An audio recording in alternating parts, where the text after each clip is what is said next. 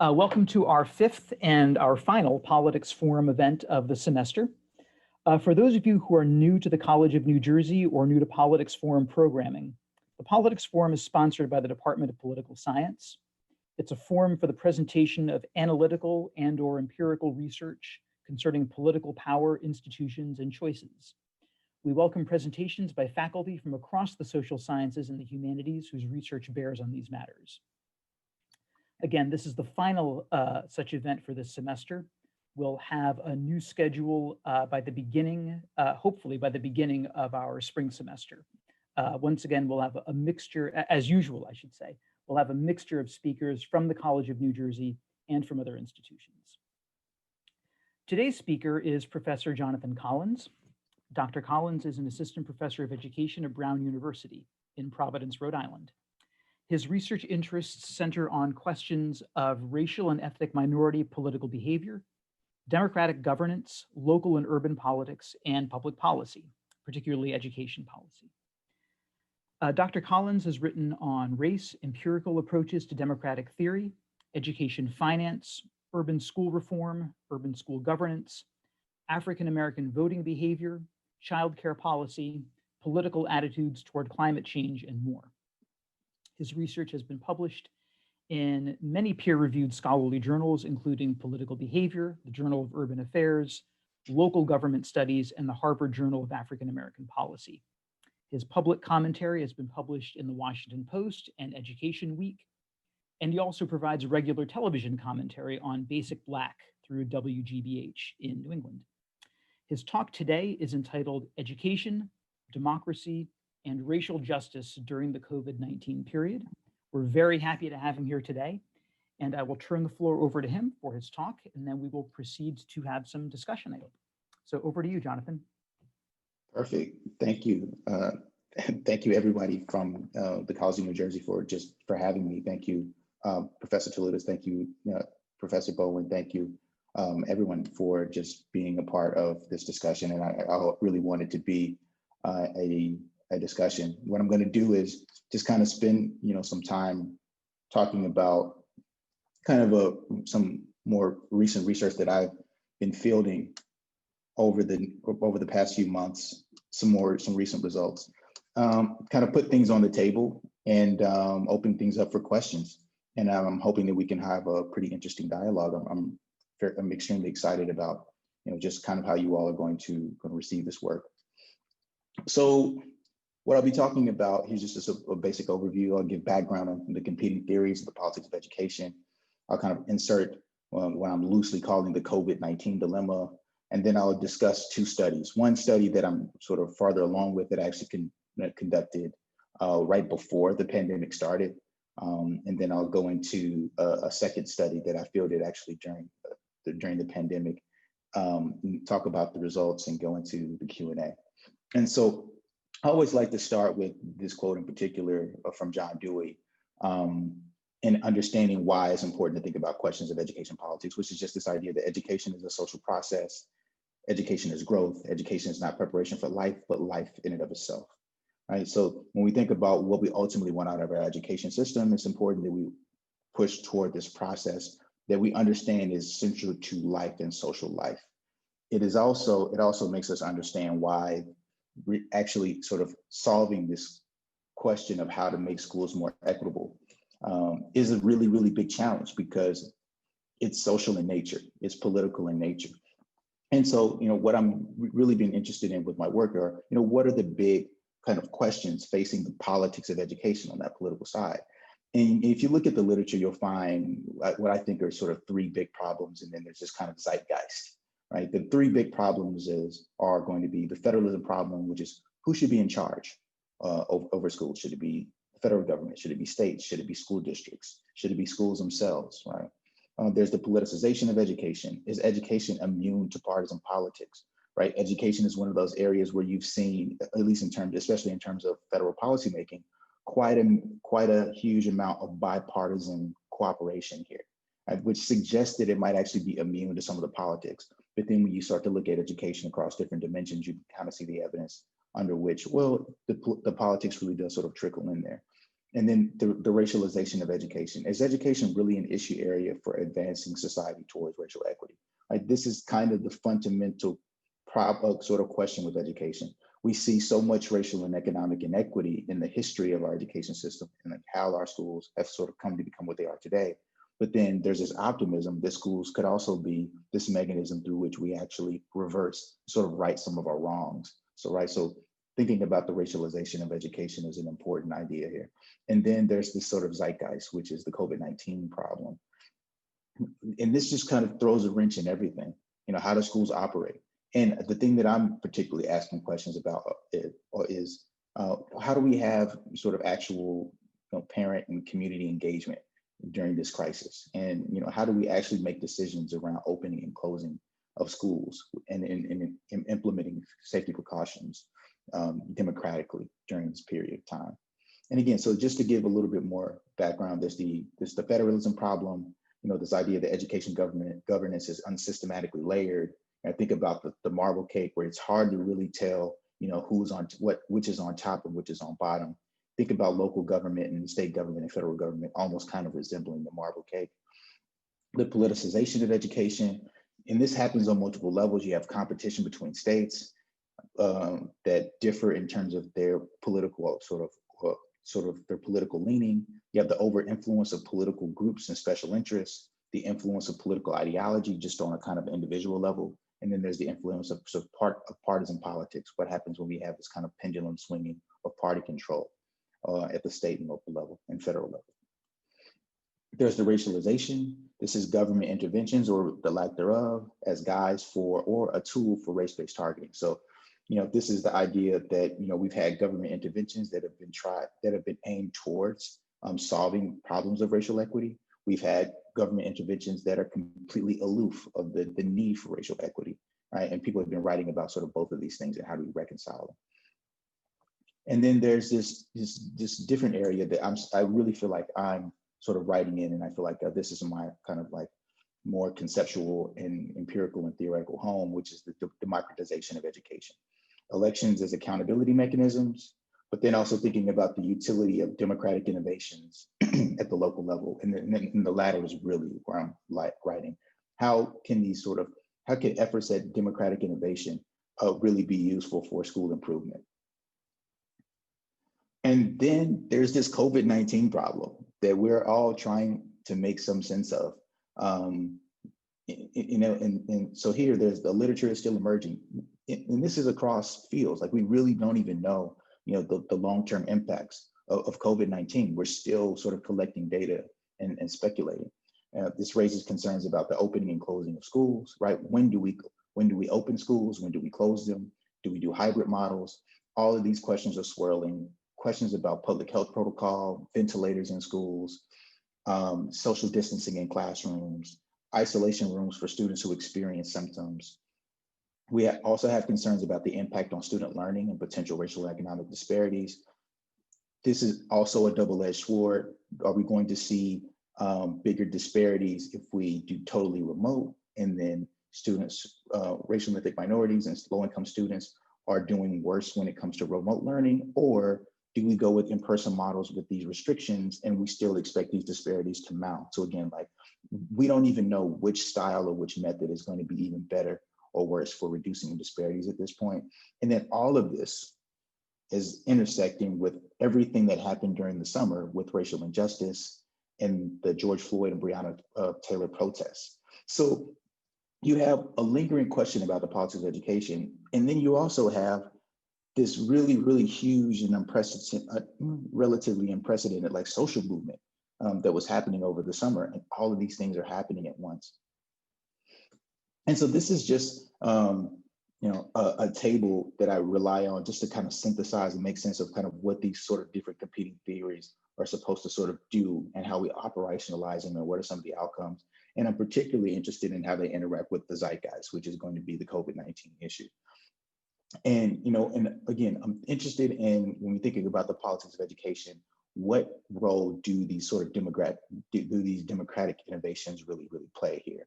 And when we're thinking about democratic innovation or really democratizing education, you're thinking about citizen and stakeholder input. This is the bottom box on the far left. You're thinking about public transparency, proxies for this, how do we identify it, measure it, voter turnout, public meeting attendance, and then just the overall availability of information, outcomes associated, changes in political participation, changes in political representation, changes in views towards government, and then participation in decision-making, trusting government to handle these crises. This is the thing that should really be sort of somewhat disparately impacted by the COVID-19 dilemma. So one, do these democratic innovations actually work in terms of making people trust their school boards more, trust their local schools more?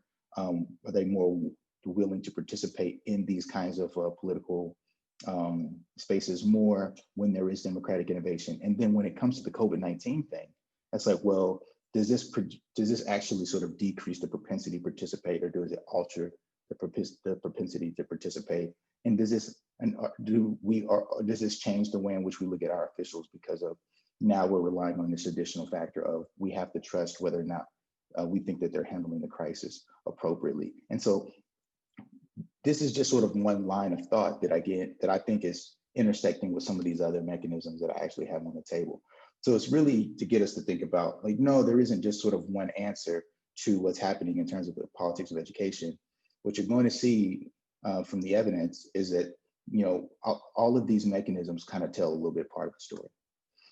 And so to sort of set the table for, for the COVID-19 sort of data collection effort, this is a study that I organized right before the pandemic started. Literally, I collected this data probably about a week before our University Brown went on a complete shutdown, and COVID became a really big thing. And so the idea here is like this school board meeting style matter. And the way I'm framing this is we have about 13,000 school districts in the US. The vast majority are run by school boards. School boards typically have these responsibilities: approving personnel assignments, approving labor contracts, weighing in on disciplinary matters, ensuring that the district is in line with state and federal standards. And they typically hold these meetings monthly where they perform these duties, right? So these are opportunities for like direct citizen participation, even though like it's a school board meeting. Most people don't go, they're boring, they're long and drawn out. Well, the idea in the study is, well, what would happen if we actually restructured them to be more engaging? Would this actually sort of change the way that people view school board meetings, and whether or not we think school boards should be in control of schools if they were just structured to be more engaging and more inviting? Now, but in the literature, there's reasons to be suspicious of school boards, right? Low voter participation in the elections, vulnerability to the influence of special interests, over-influence of large donors. So a sizable number of scholars in political science have kind of really written school boards off as these potential sites for democracy. They really kind of see them as what I'm calling illusions of democracy. But then it has been this like evidence sort of competing, suggesting that school boards provide a mechanism for holding schools accountable. They are in urban districts that provide opportunities for empowerment. And then they also serve as what I've been showing in work leading up to this, along with some other folks, Bob Asen, is that they also offer these opportunities for direct citizen participation, and that's kind of useful. And so what I'm doing here is I'm borrowing from this kind of larger research on sort of democratizing institutions, especially work on participatory democracy and deliberation, right? And in this work, these are studies of direct citizen participation that are included but not limited to highlight increase in political knowledge, increase in trust in institutions, and increases in future civic participation. And what these studies typically do is they use these like isolated, structured deliberation events, right? Where people are recruited, they come to participate in these large forums. They're assigned to sit at tables and engage in these deliberative conversations with random people in small groups. And then we see, do they learn more about political issues from these discussions? Do they become more trusting of institutions when institutions foster these kinds of events? And do they become more likely to participate in politics in the future as a result of being a part of these forums where they get to discuss public political issues, exchange viewpoints, share their opinions, and really like engage in political dialogue? And what I've been trying to do is to just see, well, to what extent can we measure these things to which this would be useful? Just from a broad norms perspective, if implemented and institutionalized in the school board meeting setting. And so the research question driving this initial project is, what is the effect of exposure to democratic school board environments in which school boards are actively engaging in dialogue with the public, right? And so the ideal design would be to randomly assign people to attend different school board meetings that vary in their sort of level of engagement, right? And then and then have school board members who are on board and sort of play the role of being on board with this quote unquote manipulation. That's a really difficult thing to do. So what I decided instead was to sort of take advantage of a technological opportunity. And what I found was there was a school board in Southern California that actually instituted direct response to to public comment in their school board meeting structure.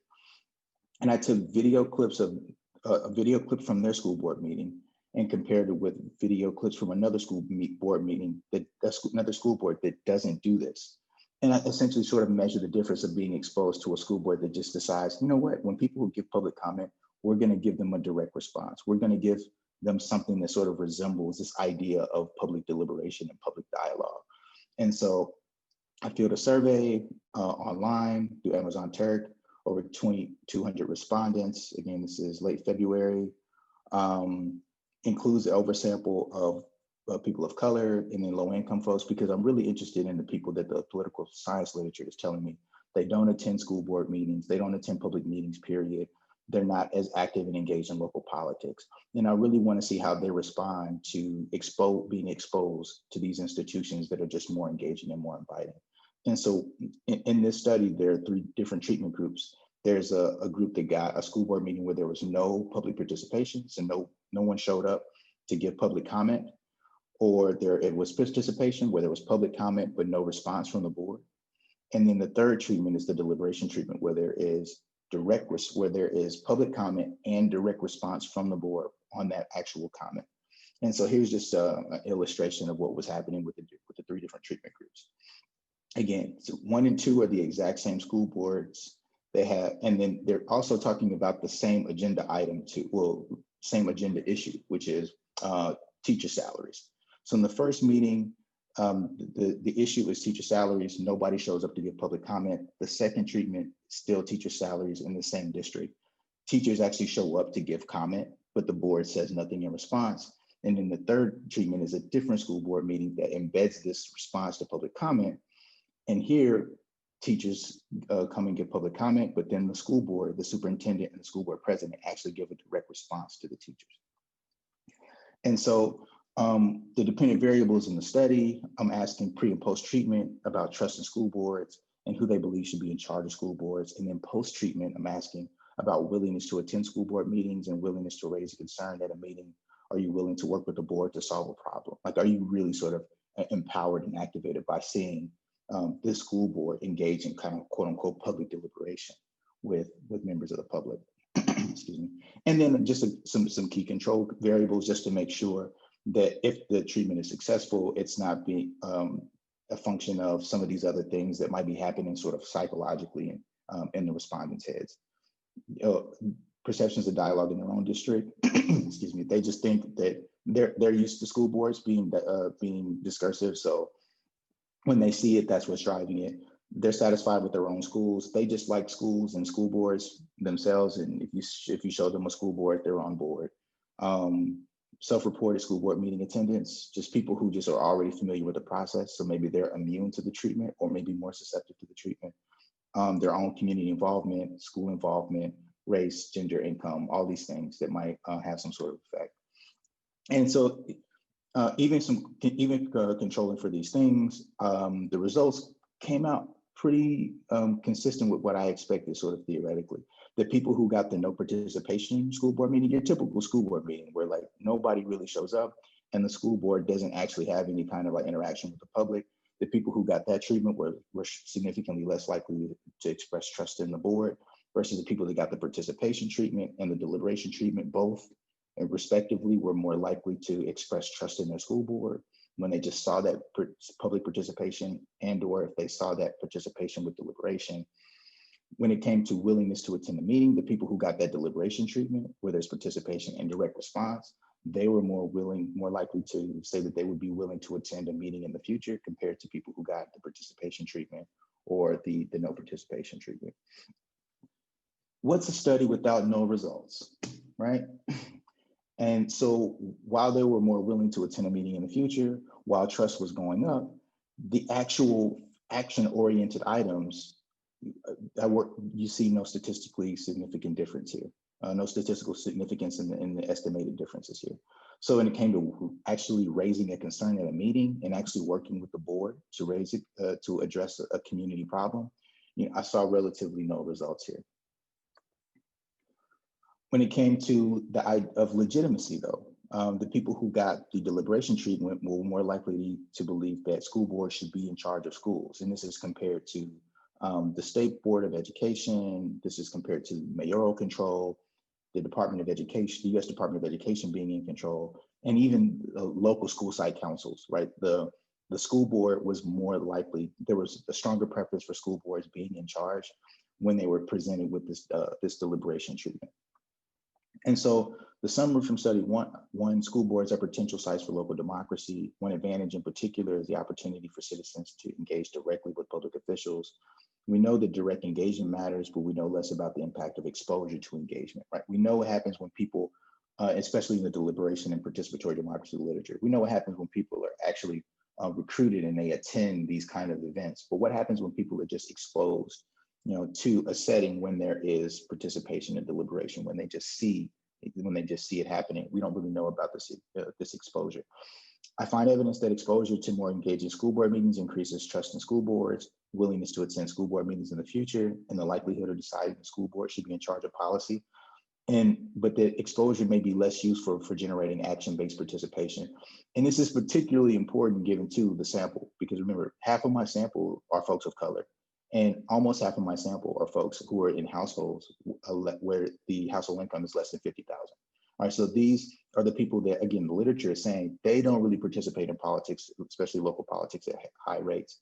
And while it's doing work on the trust and the willingness to attend, and the lack of action-based participation is still somewhat concerning. Second study. How am I doing on time? Just reminding you about these competing theories. Right. But what I'm doing here is I'm fielding now a national survey. This is during the COVID pandemic. And again, the oversample for BIPOC. So I'm looking at folks for Black, Indigenous, folks of color. And then I'm also looking at folks in low-income households. Again, the sample here is smaller, but it's actually a more representative sample just with an oversample appended. So like I'm raising the overall sort of sample size with this oversample, but at root it's a nationally representative sample. So it's actually even more sort of informative, you could say, than the previous sort of MTREC sample. And this is also done through Lucid. So just a better recruitment mechanism that they have. But you can see the racial and ethnic breakdown here and the income breakdown here. And again, when it was fielded late July, early August. And I kind of went a little crazy here and wanted to really test sort of multiple theories through these kind of different sort of experimental designs here. So I'm going to throw a lot at you over the next few minutes, and you're just going to have to bear with me. And I promise you, it makes some sense, right? And so I have a federalism test where I'm testing for this idea of like, remember I talked about the federalism problem. Who should be in charge? So I randomly assigned this hypothetical about compliance with stay-home orders or with school reopening orders. What happens when you're assigned, when the conversation is around whether or not schools should reopen in person, and the message comes from the mayor versus the governor versus the president of the United States. A democratization test where I'm randomly assigning school board meetings that vary in structure. So the study one that I just showed you, basically I take this idea and create meeting flyers for school board meetings. And here, instead of just the engagement versus non-engagement, I add this additional dimension, which is online versus in person, right? To sort of get at the sort of zeitgeist, the COVID problem. So not only am I measuring whether or not people are responding to the opportunity to attend a virtual, attend a meeting that is more deliberative versus just informative. I'm also measuring whether or not they're more receptive to the online Zoom meeting versus the in-person with COVID restrictions. And then I'm also randomly assigning the idea of decision-making being either done by local officials or being the result of direct vote. So I wanted to see if people wanted to have more of a direct say in terms of these decisions around schools reopening, if we really wanted to sort of like directly democratize it. And then what I'll end on are, these, what I'm calling racialization tests here. And this is centering around the idea of defunding the police, because this became a particularly salient policy issue, given the racial injustice protests during the summer. And then this idea of anti-racist teaching, of anti-racist curricula, especially in history. And what I'm doing is I'm adding manipulations to both, and I'll talk a little bit more about those, but really trying to see how durable the support is for both of those policy issues, defunding the police and then support for anti-racist teaching curriculum. And key control variables here, level of exposure to COVID-19. So this was if someone on a scale of whether you personally contracted the virus, whether someone in your household contracted the virus, whether you know someone outside your household who has contracted the virus, whether you have a family member outside your household that has contracted the virus, or you know no one at all who has actually contracted the virus. And then your trust in the reporting of the news, which a lot of surveys have shown has really gone down over the course of the last 4 years. And so, I thought this was a very important thing to measure: partisanship, ideology, racialization, their own sort of racial identification. And then these other factors: parental status, school satisfaction, satisfaction with district leaders, gender, age, income. And so outcome one, this idea of reopening schools. So what I did was I actually asked an open-ended question about schools reopening, right? And so I asked the respondents, using one sentence, provide your thoughts on whether schools should reopen during the COVID-19 pandemic. And I wanted to do an open-ended question as opposed to a closed-ended kind of Likert scale response question, is because I really genuinely was curious at the time. Like, I wanted to know what kind of things people would say, how they were feeling about schools reopening at that time. And there was some nuance that I got from the responses that I know I wouldn't have gotten if I had asked it closed-ended. So for instance, people would talk about family members who are teachers, and they're concerned about, like a daughter or a son who's a teacher and would be entering the classroom. People would speak about their kids and how they're concerned about their kids and from both sides, concerned about their kids contracting the virus, concerned about kids not being able to see their friends and have social interaction. You have some people who were believing a lot of misinformation, so that was important. You have people who were actually really, really adamant about following public safety protocol. So it was really a cool way to see how people were responding politically in that moment. And so then what I do is then I sort of categorize them into responses just to see, okay, well, how do we make sense of this and what's the variation? And to find out which factors seem to be predicting who supports the decision to reopen versus who opposes it, right? Or in this case, how I'm coding it, the people who don't want schools to reopen versus the people who do want schools to reopen. And what I'm showing you here is that, again, remember, all of these different narratives that I have circulating at the beginning, there's evidence that, that multiple stories are telling us about what's happening here. And so in terms of preferences that schools remain closed, which were the largest the most important factors here, the political factors played a big role. Democrats were more likely to prefer the schools remain closed. Political conservatives were more likely to suggest that schools actually open. Racial and ethnic minorities were more likely to express the preference that schools remain closed. So again, the racialization dimension as well as the political dimension are playing somewhat of a role here. And then the folks who trust the news are more likely to express preferences that schools remain closed. And this is an important thing to be thinking about now as we start to have those conversations again around schools reopening. Compliance with schools reopening. This is the thing that I was really interested in, because now we're seeing it, right? We're seeing it happen in real time, right? Now governors are coming out and trying to figure out whether or not they want to make decisions around school reopenings or keep the decisions down to city level leaders. And then we have we're in the midst of a presidential transition where now we have questions of whether or not the new president of the United States will step in and try to enforce some sort of compliance order. And so in this experiment, I provide them with this vignette, right? There's uncertainty around whether public schools should reopen at all before the COVID-19 vaccine is produced. However, if the number of cases does not increase significantly over the next few months, schools may be ordered to reopen. Indicate whether you agree or disagree with the next statement. If the mayor of my city versus the governor of my state versus the president of the United States, again through random assignment, eventually orders that schools open, I will comply with that order. And the big takeaway here is on the far left, which is that the folks who got the president treatment were just significantly less likely to say that they would comply. You saw people were on average a little bit more likely to comply if the message comes from the governor relative to the mayor. But the big difference is between the POTUS and kind of everybody else. And again, extremely political here. Democrats were less likely to comply, period.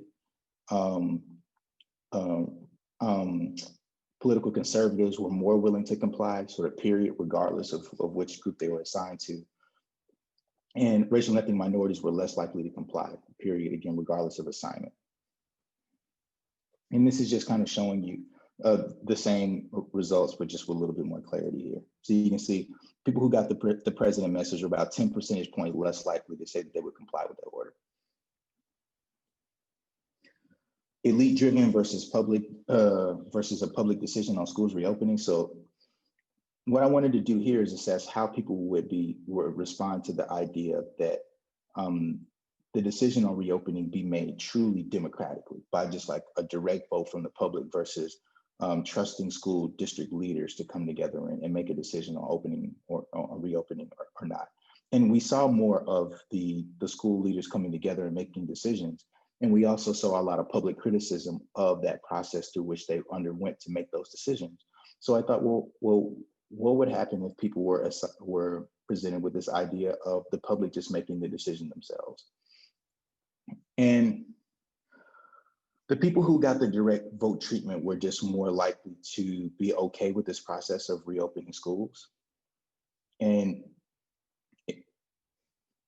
this is kind of sort of the big takeaway here is that direct vote treatment triggered a lot more support for this idea of schools reopening than the people who got the school district officials treatment. So they're about 10 percentage points more likely to support this idea, this process, when there's a direct vote as opposed to the process the decision being made by district leaders. There was a hidden racial element here though, and this is just plots to show you the results of what I just showed you in that regression table. But so there was a hidden racial element here. And when I looked more closely into the data, I just kind of looked at raw differences and averages, and I kept seeing that African Americans were more supportive more supportive in the direct vote treatment group, but it wasn't coming through in the regression model. So what I went and did is, as a robustness check, I went and ran an interaction. And when you interact the treatment variable with respondents who identified as Black in the survey, it really comes out. So the Black respondents who got the direct vote treatment, they were 24 percentage points more likely to support the process when there's a direct vote. And again, when you control for these things, the actual sort of overall support for this process amongst folks who are non-Black and were assigned to the control group, the school officials, they were only 6%, 6 percentage points likely to support that process. You see the opposite happening with the white respondents, right? And so again, the interaction here should say white, sorry about that. But the interaction here is showing you that white respondents were actually about 16 percentage points less likely to support the decision when they were in the direct vote treatment group. And here's a graph that just kind of illustrates that all sort of put together, right? So Black respondents who got the direct vote treatment, versus respondents of color. This includes the Black respondents who got the direct vote treatment, more supportive of this process. The white respondents were 16 percentage points less likely to support this process when they were assigned to the direct vote treatment group. And then you can see the full sample, about 10 percentage points more likely, just comparison between direct treatment versus school official decision. I told you I was throwing a lot at you. I warned you, right? And so here's the school board meeting flyer experiment, right? And the idea here, again, I showed you this previous study where I tested the effect of exposure to the more engaging school board meetings. And now, again, I'm adding this dimension of engaging versus informative versus purely informative. And then I'm also adding, again, this dimension of in-person with COVID-19 restrictions, because it had to be believable, versus a total Zoom meeting. So I'm showing you the 4 different flyers that were sort of possible for people to see. And again, I'm just randomly assigning them to people. And so post-treatment measures, I'm asking about trust in school boards, willingness to attend school board meetings, comfort raising a concern, and then what external political efficacy, the belief in their ability to impact policy decision-making. And then, so here's the trust in boards. I'll show you this one because it better sort of, it's a clear illustration of what's happening here. And trust in boards is going up.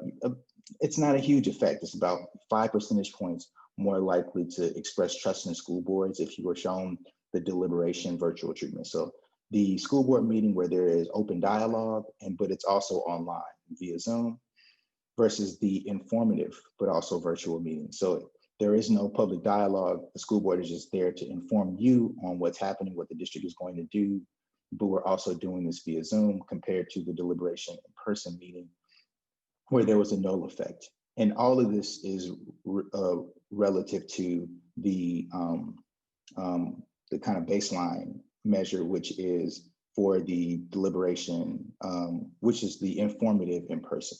So compared to the informative in person, people were more trusting of school boards if they got the deliberation virtual, the informative virtual, but not really compared to the folks who got the deliberation in person. Willingness to attend school board meetings, as you can see, again, just for the precision here. This is where you see probably the largest effects here, which I thought was really important. So the people who got the deliberation, the more engaged virtual meeting, were almost 20 percentage points more likely to say that they would attend a meeting in the future. And it's about 16 percentage points for the people who got the virtual meeting that was informative. And then only about maybe 4 or 5 percentage points more likely to attend a meeting if it's engaging, but it's in person, right? So the sample overall is really responsive to the COVID, the need for COVID precautions and willing to engage virtually, which I thought was kind of an important takeaway for us to understand when we're thinking about the nature of civic engagement during this COVID-19 period, that it is actually possible to do some of these things online, and the engagement online element adds a very important piece. Similar thing with raising a concern, still a decent effect here. And this is the effect that I actually wasn't getting from the previous study. So, this is, kind of important here. People were more likely to raise a concern about a school board meeting. I think personally that it's this new, again, the zeitgeist, the COVID effect, that makes people more interested and willing to raise a concern now at a school board meeting, just because I think the stakes of COVID have just, made people more comfortable with that idea. Because again, wasn't seeing this in the previous study, now I am, but it's still a small effect here, about 5 percentage points. And in terms of efficacy, not really any different effect, not really any sort of meaningful effects here when it comes to external political efficacy. So they didn't necessarily believe that they could actually impact policy decision-making anymore from seeing these different types of school board meeting opportunities. But what we did see is increases in willingness to attend school board meeting, trust in school boards, willingness to attend, and willingness to raise a concern. So we're making progress. Now, again, all of this is happening and with racial justice in the background, in the forefront, you know, really both. And so, one of the big issues that emerged was this notion of defunding the police. And kind of going back to, sort of this Dewey notion of education and what it's supposed to be, and really thinking about how, again, like the history of education and politics and policy has been, well, can education really be that great equalizer? Can we use education to really like further educational equality? You think about the Elementary and Secondary Education Act of '65. This was a major intervention in terms of trying to promote racial and economic inequality. Well, racial equality through economic equality, but really racial and economic equality. And education policy has been a space where you can talk more openly about racial equality, arguably, than you can in a lot of other policy spaces.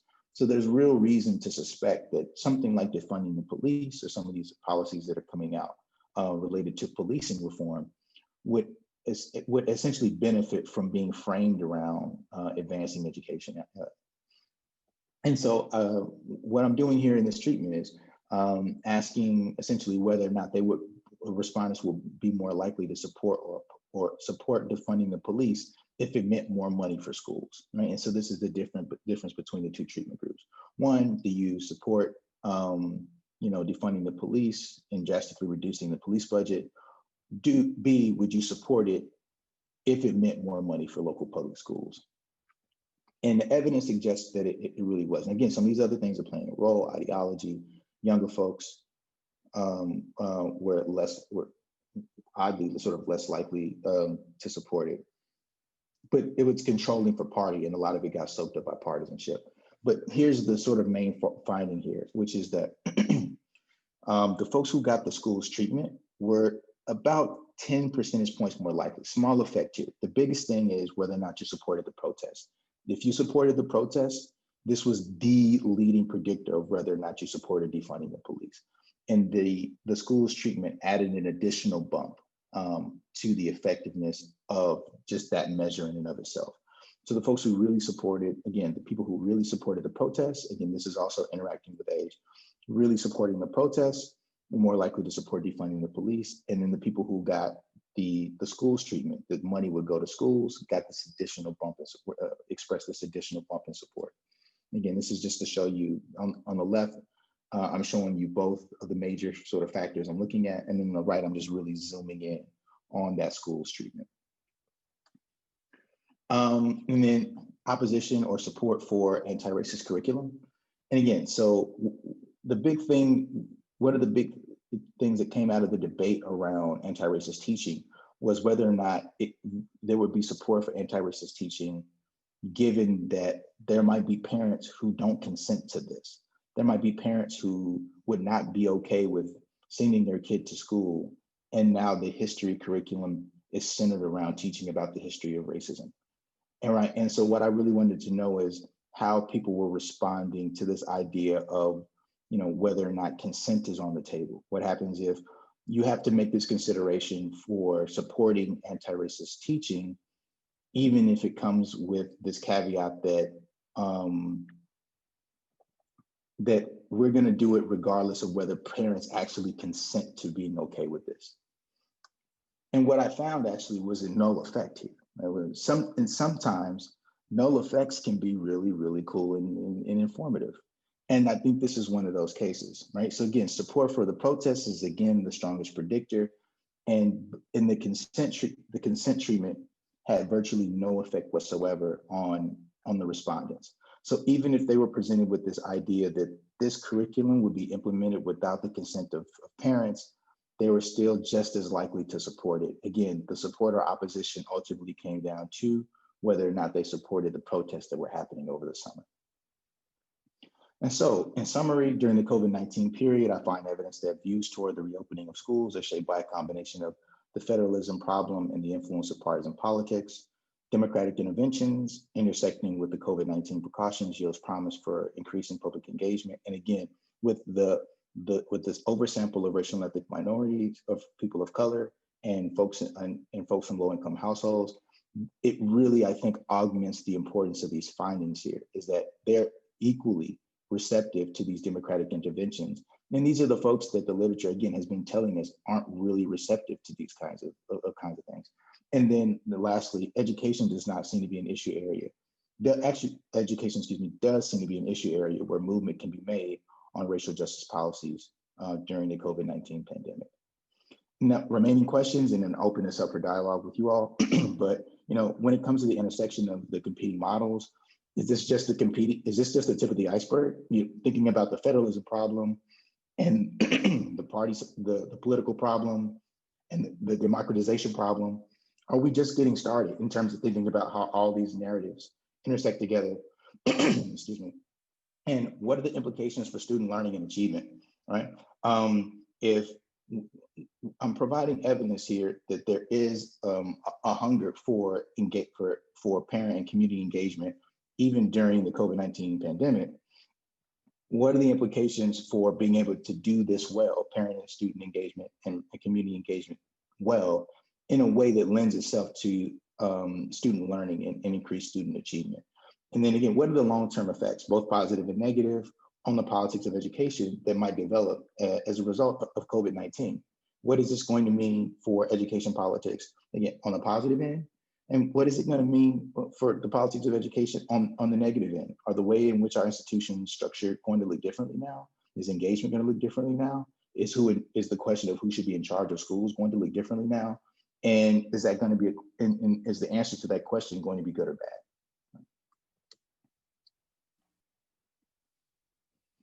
And Thank you, Jonathan. Wonderful. I invite everybody to come in with questions. There are plenty of ways to participate. You can use the chat function, the Q&A function. You should also feel free to unmute yourself if you'd like to speak up that way. And I'll be sort of trying to moderate here a little bit. Looks like we already have one question here in the Zoom chat. Let's just start with this one. Question from Donald Fleck. Question, regarding people more likely to attend a virtual meeting and or raise an issue, I wonder if there's a basic feeling of security when at home that might lead the parent to feel more safe in raising an issue. Also, with virtual meetings, maybe there can be more attendance among low-income people who are very busy, much easier to find time to attend from home. Yeah, so Donald, I think your intuition is spot on. And so there were questions, even when I was constructing the design, there were questions around, whether or not the results would come out the way that they came out, because, how do we know that low income folks have internet access? And I'm like, I don't know. I mean, I'm not myself poor, but I know quite a few people who are poor and still have quite a bit amount of internet access. And I think you would see what we saw, which was that, look, this opportunity to participate in kind of a low cost, low stakes way is going to be received very well. Now, all of a sudden, you don't have to drive all the way across the city to a district office. Like, look, you can just log on to Zoom and have access to your school board as they're giving pertinent information, as they're involving you in conversations that have, really, really high stakes, life or death matters. And the evidence sort of was bearing that out. And so I think your intuition is spot on. The security thing I think is really interesting. And that's something I can think about trying to incorporate into the replication as I refill this survey to try to see kind of where we are now at this point of the pandemic. So thank you for that.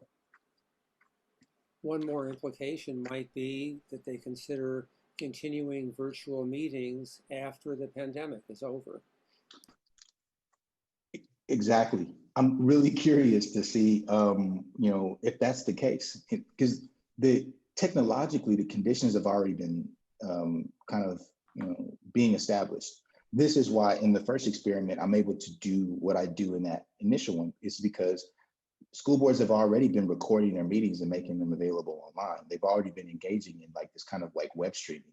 We just haven't completely resorted to the Zoom-based meetings where there's just total online attendance and interaction. But then now that we've gotten a little taste of it, I expect it to be at least an option sort of moving forward. And so I really hope that we see this. And maybe this evidence could be something that can convince more school boards who have the ability to do that, to maybe take on that initiative. Great. Looks like we have a hand raised. Cadence. Hi, Jonathan. So great to learn more about what you've been working on recently. Super interesting set of experiments, and really excited to learn how you continue to push this work forward. I had a question about your, it was this chart that looked at demographic differentials in deliberative decision-making, and how people felt about the COVID-19 reopenings and closings. And I was wondering if you could talk a little bit more about why you thought there were these gaps between respondents of color and white respondents, because I would assume that all people would feel more included by this deliberative decision-making process. And I was also wondering if you could talk a little bit more about the treatments when you're exposing people to this kind of deliberative school board style. So was there any kind of descriptive representation on the school boards, or were they pretty homogenous? Could you see the people who were on the school board? I'm just wondering what effect that might have had in respondents' perceptions of the sort of deliberative process. Wow, great questions. First, Kate is great to be able to interact with you. Thank you. Yeah. It's so great to hear your voice. We miss you. I know. I miss Providence too. I hope you're all doing well. We are. I'll tell everybody that you said hi. Well, please do. Yeah. And as far as your questions, so why I think especially the direct vote treatment experienced these racial differences. So what I just think a part of it is coming from, and I test this. I don't think I don't have the graph or the table to show it, but I went back and tested for just like trust in school board, in like school officials, and the folks of color were less likely expressing lower levels of trust in these school officials. And so when they're presented with this, well, they're not presented with the option because it's through random assignment, but when they're shown this decision being made by school officials versus the people in the group who are being shown an opportunity to directly make it themselves, I think that distrust factors in as to why the folks who got that direct vote treatment, where the folks of color in particular were just more responsive to that option than the folks of color who got the school officials decide treatment. So again, I think it's just like elite distrust that's motivating that. In terms of the treatment, the school board meeting flyer treatment and representation, great question. Actually, one of the reasons why I decided to do a flyer treatment design was because the previous study that was a big weakness, which is that, I'm oversampling for folks of color, but then I'm not showing you a very diverse school board in these meetings. And part of that is kind of a limitation of the design. Again, in the first study, I'm leveraging the fact that I found the school board that institutionalized response to public comment in their meetings, and I'm leveraging that.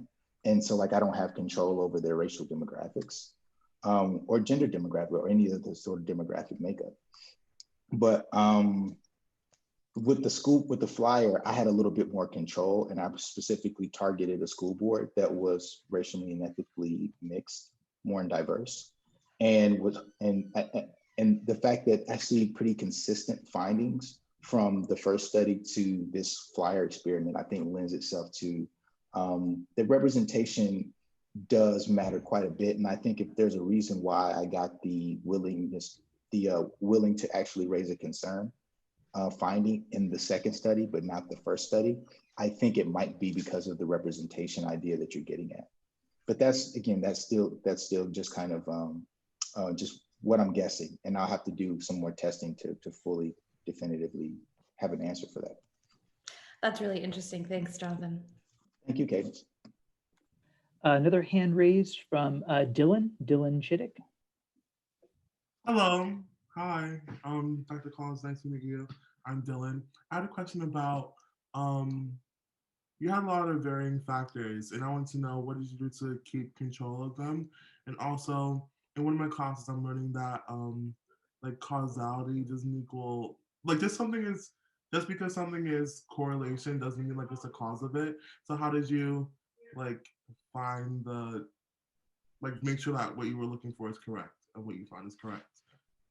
Sure, no, that's a great question. And so I think a way that I'll kind of make this practical is that, so think about the differences between, for instance, when I initially show you the variation in the responses or the factors that seem to be correlated with the variation in the responses to schools reopening or closing. Remember, I used the open-ended question and I just asked people like, hey, what do you think about schools reopening?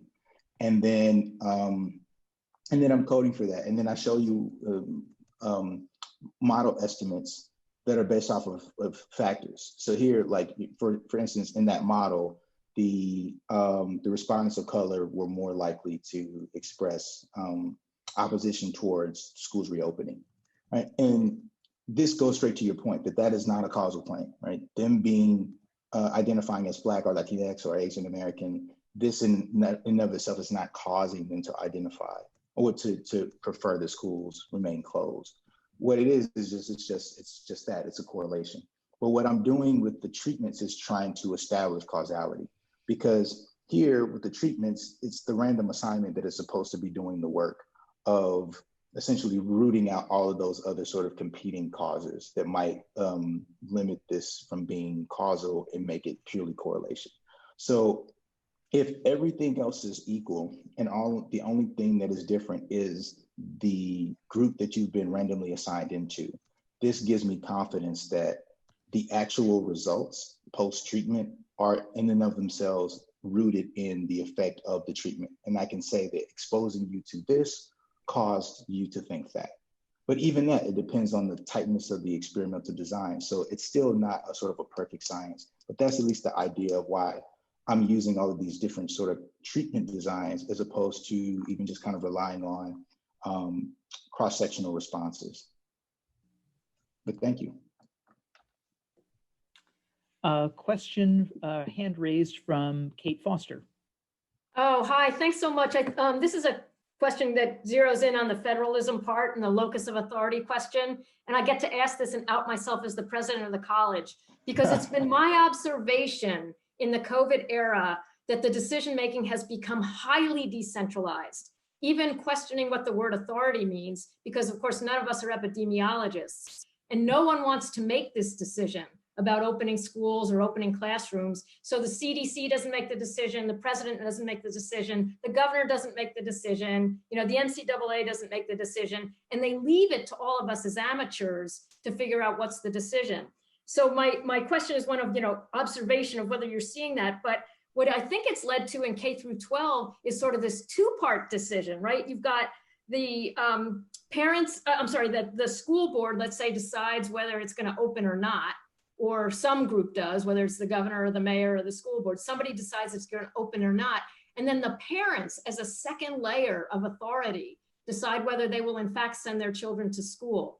And the analogous situation with colleges and universities, which are in the exact same boat of not exactly knowing what to do because we're not scientists, let's say in this area, is that you say to the faculty, do you want to come back into the classroom? And then once that decision is on the table or some data are on the table, then the students then make the decision, do I want to come back to school too? Or maybe there's a parent involvement there. So all this to say, partly in a care to comment kind of question, but whether there's something different going on with authority, literally the decision-making, because it's the COVID era and because there's such uncertainty and no one really knows exactly how to handle what would ordinarily be maybe a pretty data-driven or a decision that we somehow feel some confidence in because we've made the decision, like it's a snow day decision. Do you open, do you close? So I'm curious whether there's something that's so unique about the COVID experience, or so rare, I guess, or challenging now, that you're imagining how this might have fit into all of the work that you're getting. And by the way, I thought the work was really fascinating. So congratulations. Thank you, President Foster. An honor to have you in attendance and to ask such amazing questions. And so what I'll say about that too is that I think your intuition is correct, especially the intuition about just like the dynamics of people's expectations for decision making changing. So I did a few tests just in terms of like, who do you trust? Who are you trusting more right now to make decisions? And trust in public health officials was extremely high. It was higher than religious leaders. It was higher than government officials. It was higher than like local community leaders, school leaders. Trust in the public health community is at an extreme high.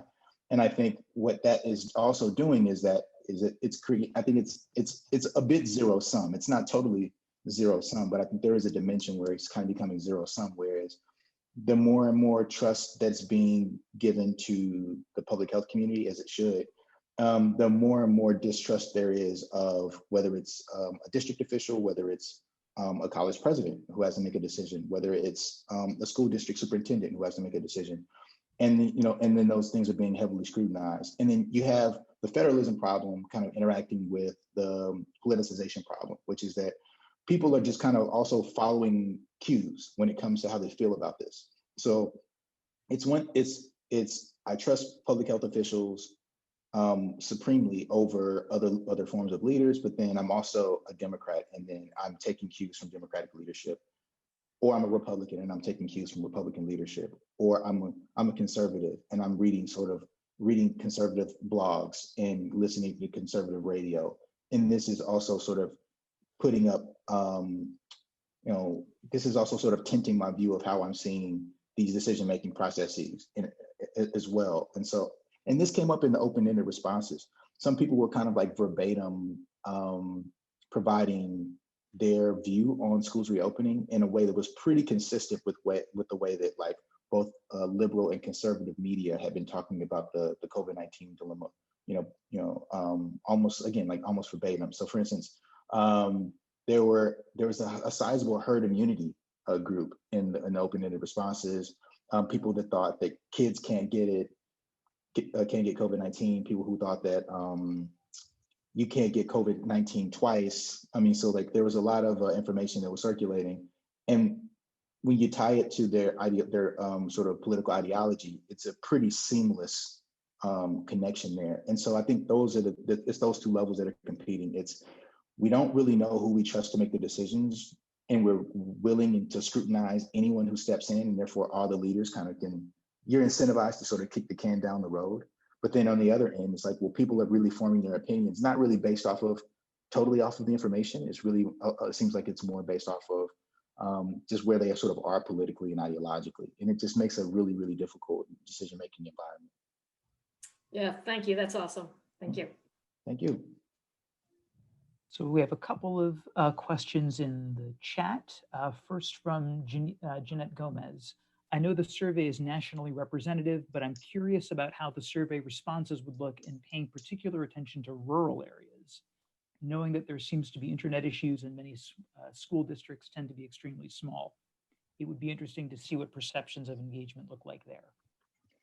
I mean, that's a great question. And also, I want to give a special thank you to Jeanette. She is my research assistant and helped me do a lot in terms of organizing this actual data set. And she's like terrific. She's an MA student at Brown in Urban Education Master's Program. And she is going to be a rock star, I think, in the academic world. So I'm really excited for her in her future. Great question too. The question about rural access is a really painful question, I think, for social scientists right now, because you think about like some of the polling errors that we've been seeing in previous elections that have created questions around our sampling mechanisms and whether or not we're really reaching everyone we need to reach in our surveys. And I think this is a question that I even would have with some of the data collection efforts that I've been doing, is like, are we really reaching the people who don't have internet access, who live in like rural areas, who live in areas that are just a little bit more off the grid? And to the extent that we are, though, and I believe that we are,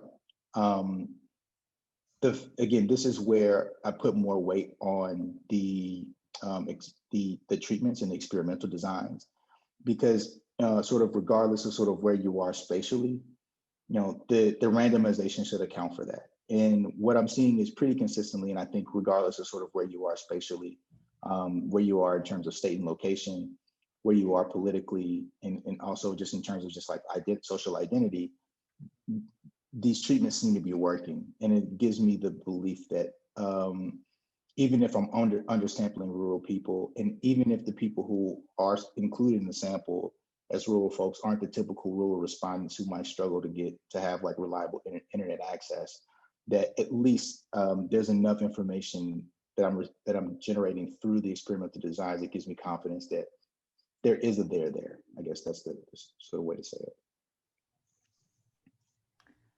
Great. A question from Matthew Bradley. Has your study been conducted, or do you plan to conduct your study throughout multiple areas of the country? By doing this, could we see how the local politics of particular areas could affect individuals' ability or want to interact or not in the school board meetings? That's a great question. So what I'm trying to do is actually pilot a study in Providence that will look at this specifically in the city at a local level. But ultimately, I'd love to kind of do a little bit of, I don't know if you all have read Arlie Hochschild's work. She's a sociologist at UC Berkeley. And she wrote this really cool book. She just like went to like rural Louisiana and just lived for like a few years and just like really got to know people and wrote about just like how people were forming their political identity and really dealing sort of politically with the environmental crisis. And I think we need more information on like folks who are living in these different sort of geographically, sort of spatially spatial sort of margin areas, communities.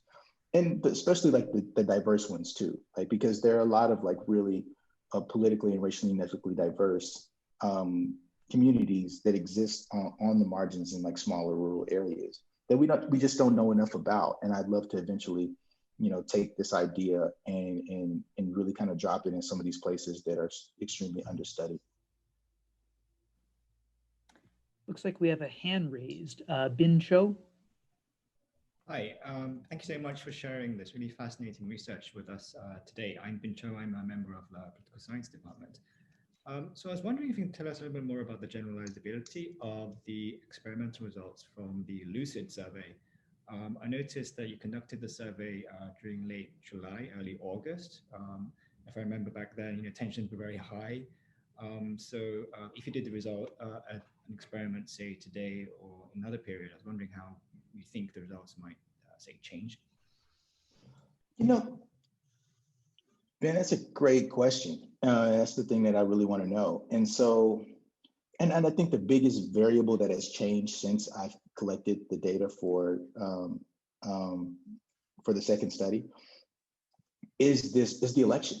Is this kind of like this weird potential transition, right, between Trump and Biden. I mean, it's like it's a really unprecedented sort of political time where there is such heightened partisan conflict. And given that like partisan differences play such a big role in how people were reacting to the idea of schools reopening or closing, I would imagine that this partisan conflict would surface and become extremely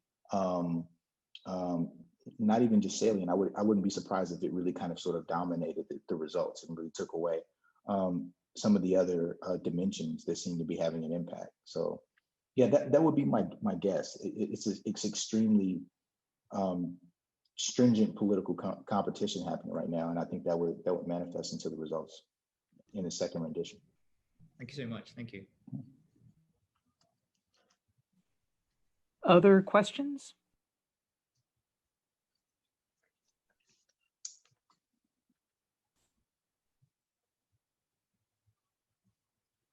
Jonathan, I have a quick question if nobody else has one. Sure.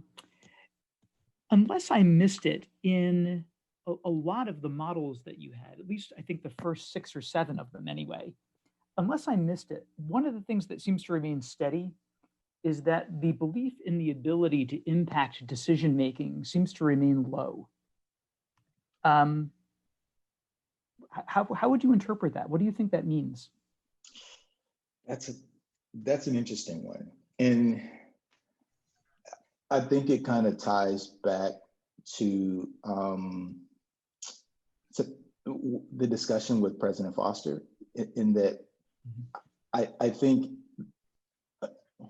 normally normally low levels of efficacy, I think is tied to, you could think of usually like maybe feedback loops or your own kind of just like personal experience with government. So people who have had negative experiences with government or haven't been mobilized and haven't had much contact with government or political candidates tend to be the ones who are sort of less efficacious. But I think COVID-19 has created this environment where it's different. And maybe it's interacting with that, but I really think that people, especially at this period when I'm collecting this data, are just so unsure in terms of what we know about the virus, that not only did people not necessarily feel like they had an impact on policy, I'm not quite sure that they wanted to have an impact on policy. I think that they just wanted to make sure that policymakers are listening to the people who have the most accurate and up-to-date information, but they themselves didn't necessarily want to control policy. The only evidence I even find of that was, again, like the direct vote versus district officials school reopening decision. And it's, if you think about it in the sense of the same groups that were like the same folks that were in the group who were supportive of a direct vote were also the same folks who were just like more skeptical of reopening. You get the sense of where that direct vote was going to lead. And so is it even efficacy as much as it, look, I know I don't want schools open and I'm going to take advantage of a potential mechanism to ensure that schools don't open. And not necessarily I want to have some sort of say over policy. I'm just reading the tea leaves of what Fauci and public health experts are saying. And then I want to use this mechanism as a way to just kind of follow suit with that. And I think that, again, is just this thing that makes it different. It's a thing that makes, I think, again, like COVID-19 kind of a unique time in terms of policymaking, impact on policy, partisan politics, all of these things, the racialization of policy and politics. I think all these things are kind of different right now with COVID, and we're still making sense of it. Great, thank you. Looks like we do have another question in the Q&A. An anonymous attendee asks, are immigrants represented in this survey? I know your first study looks at a school board in Southern California, and immigrant populations are large there. In talking about trust, there is literature that suggests immigrant parents, for one reason or another, tend to believe that professionals such as principals and board members know what is best for kids. Has the study potentially addressed immigrant voice around reopening schools, for example? That's a great question. And I don't have a direct answer to that question based off of my findings, but my answer is more so based off of some of the other studies that I've read kind of around this. And immigrant communities do a great job of organizing, especially parent organizing around schools. And so I didn't get into citizenship in the study just because I kind of go back and forth on including the citizenship question, because it could be something that that could deter people from like participating, and rightfully so, because do you really trust some researcher you've never met with this kind of, which is really, really vital information? I mean, we have a census question, a citizenship question on the census, which was extremely politicized. And so like, do you really trust like this random researcher person at some university to be sort of like, responsible for that information? I don't blame you if you don't. And so therefore I don't add that dimension into the actual sort of research design. But it's something that I would love to do a specialized study that looks exclusively at immigrant communities and how they respond to these opportunities. And so I don't know if, sort of when I'll, get the opportunity to do that study, but it's like one of the things on the list of, once I can establish the idea that this sort of, the simple idea of school board meeting structure matters, now we can begin to think about under what conditions and under with specific populations do we expect this to work particularly well. And honestly, from everything that I've read about political organizing in immigrant communities, especially around education, I think it's going to work really well there.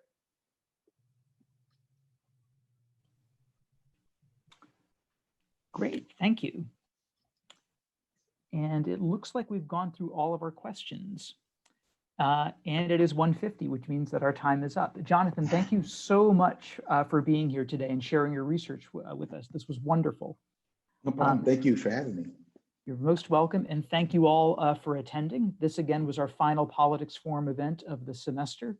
Please be on the lookout for more programming this February in spring of 2021. Thank you again for coming. Please stay safe.